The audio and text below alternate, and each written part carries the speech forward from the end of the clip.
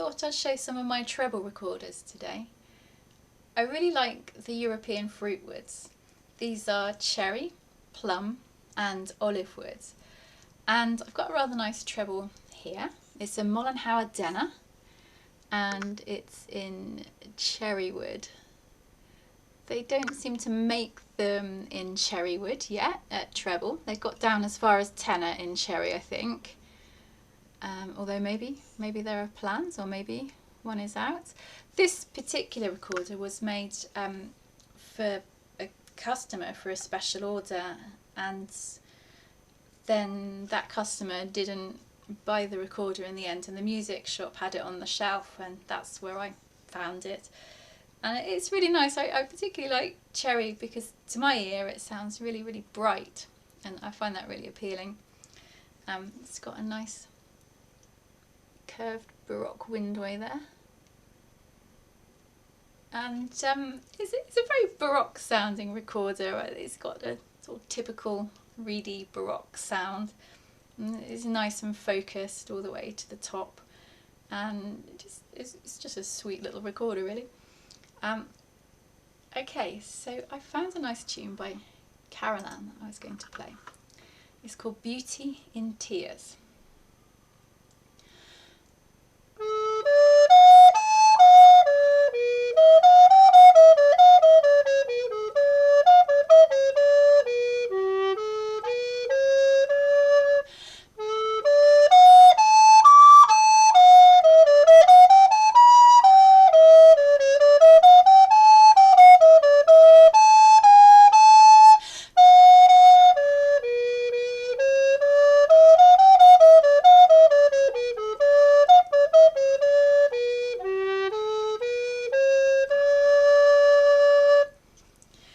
This recorder sounds very, very nice all through the range.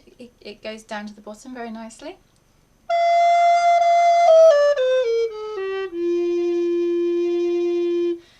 And yeah, I was pushing how hard I could blow on low F there, and you heard perhaps a little burble there as I blew just slightly harder than the recorder could manage there.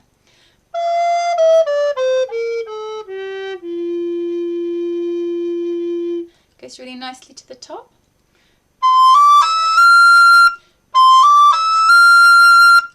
And let's compare it to the other Mollenhauer I got here, which is the Mollenhauer Dream Edition recorder, which is in plum wood. Plum's very nice, and it's a little bit heavier than cherry wood. Cherry wood is amazing. It's ever so light to hold. A lot of these come with really nice stripes. Can't see them very well here, but this one's quite stripy close up. And you know, it's got an absolutely massive bore, this one, compared to your standard Baroque recorder. So it's got a kind of much broader, flutier kind of sound, less reedy.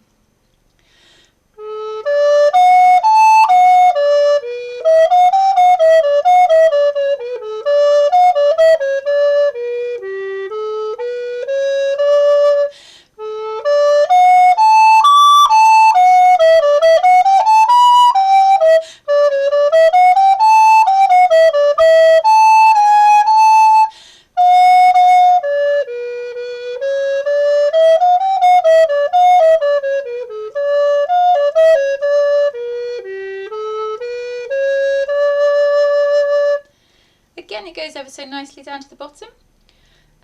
Although probably should watch out for the fact that it's a two-piece recorder, this one. So where my little finger would want to come is about here. I don't know if you can see, the hole is in the wrong place for where my little finger would like to go. So I struggle a bit getting my little finger round into a sort of unnatural position for me.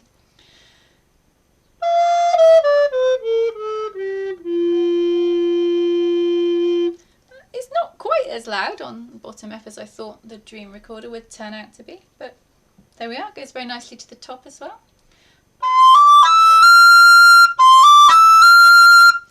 And just, yeah, nice recorder.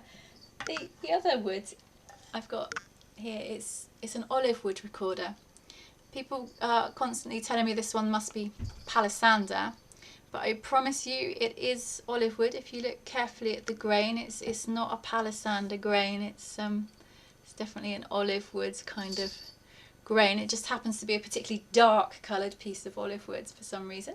I bought this recorder second hand. There's a little code here, which I think means that it was made in 2004, this particular recorder, because it says something like OC4, and I think C is the month it was made, and the 04 is the year, I think. And it's a Kung Superio. It's kind of have a bigger bore than the Dream recorder, not on the Dream. No, they look kind of. This is the Denner and the Kung. Can't quite line them up. It doesn't. It's more of a Baroque recorder. It doesn't have the same massive bore as the Dream recorder, but it's still got a soft and fleety sound.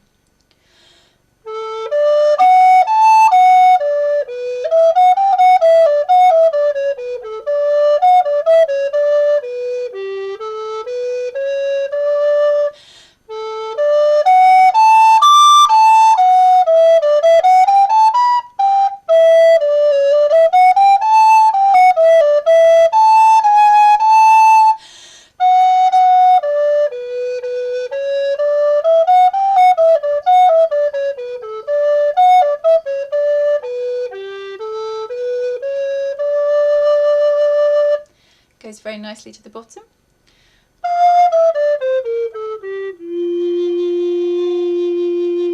And goes very nicely to the top.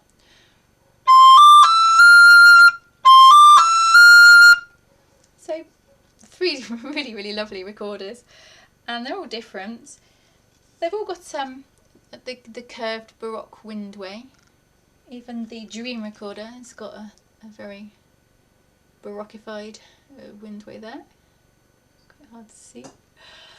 I found another tune by James Hook, who was an English composer born in 1746, and I was really caught by the name of this tune. It's called He Piped So Sweet, so I'll play this tune on all the 3 recorders again. So we'll start with the Mollenhauer Denner. One thing about this is the holes on this are a little bit smaller than the other recorders, which is quite interesting. The tone holes are a little bit diddier. Can you see that? They're small, definitely smaller than on the Kung.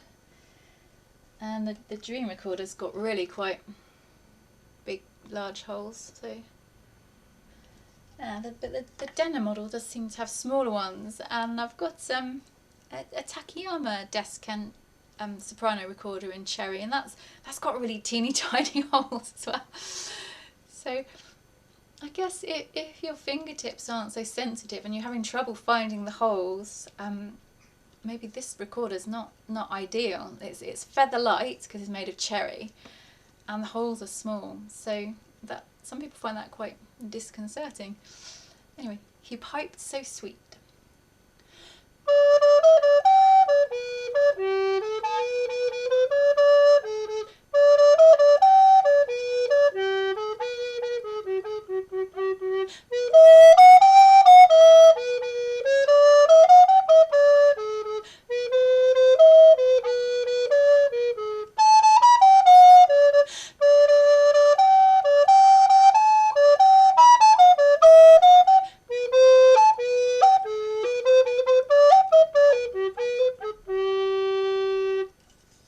Okay, and then let's hear the same one on the Kung Superio.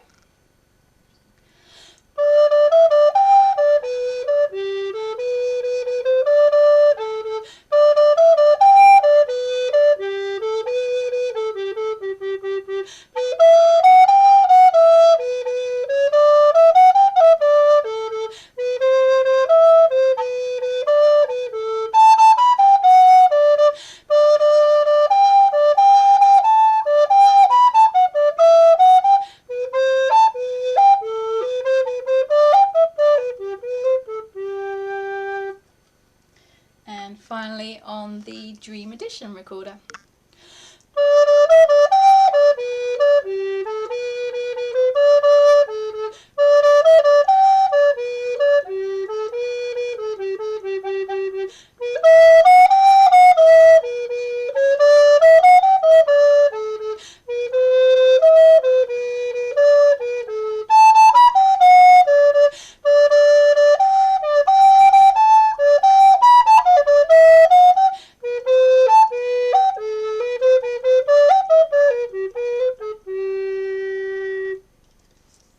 So 3 lovely recorders, 3 lovely woods. I suppose things to watch out for. Something about the Dream recorder.